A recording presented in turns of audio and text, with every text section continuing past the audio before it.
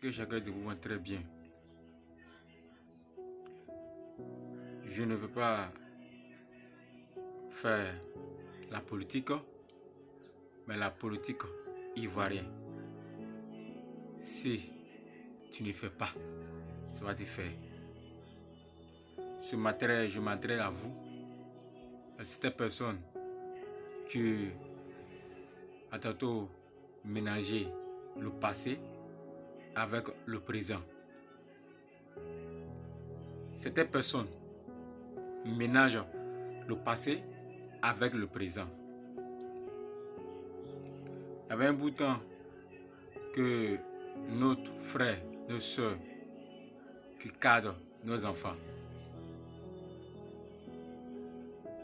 envoient toujours les enseignants qui réclament les plumes.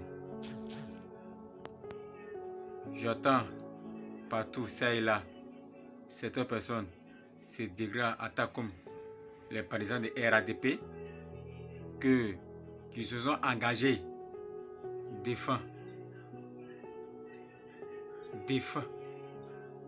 nos nations Côte d'Ivoire, ivoiriens, que les frères disent que nous les plumes réclamées pendant des années. Aujourd'hui, ils sont là pour dire que le président passant, en disant Monsieur Roland Gbagbo, qui a une fois dit à la télé, où moi je l'écoutais très bien, où il disait que non, il ne augmentait aucun 5 francs sur les salaires. Cette parole, chaque jour, ce gars prend cette parole-là pour brûler ça. Et le monde entier pour dire que non, Roland Gbagbo disait qu'il ne augmente aucun 5 francs.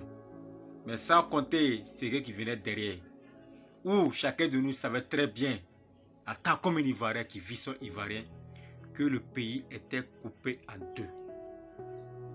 Où on luttait comment faire la paix avec nos frères qui avaient pris les armes contre la Côte d'Ivoire, qui se procuraient avant en tant comme Ivoiriens, mais ils ont pris armes comme les frères Ivoiriens.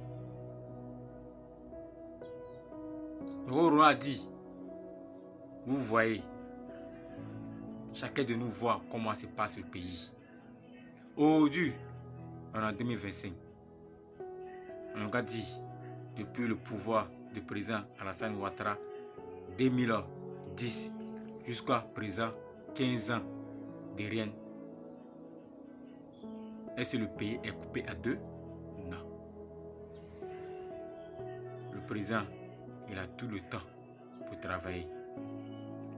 Il a main libre pour travailler. Et je me rappelle très bien, Roland Gbagbo avait la main attachée. Parce que il était face comme ses frères, comme ses enfants qui sont révoltés contre lui.